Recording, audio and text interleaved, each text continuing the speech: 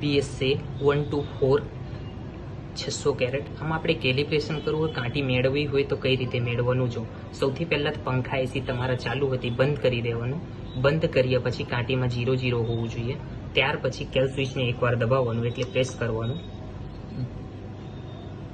આ રીતનું એરર આવે તો પહેલાં વાટકી કાઢી લેવાનું.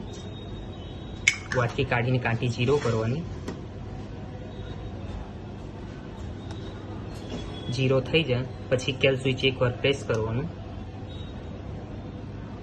થોડુંક વાર રાહ જોવાનું.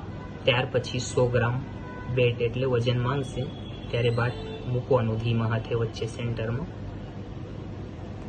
આ રીતનું સોબલિંગ થાય ત્યારે 100 ગ્રામ એટલે 500 કેરેટના બાટ ધીમા હાથે સેન્ટરમાં મૂકવાનું પોચા હાથે.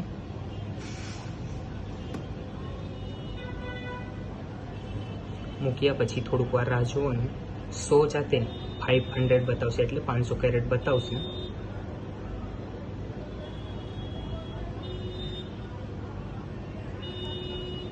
પેનડ્રાઈવ 500 કેરેટ બતાવે. હવે વજનને બહાર ધીમા હાથે કાઢી લેવાનું એટલે કાંટી આપણી ઓકે.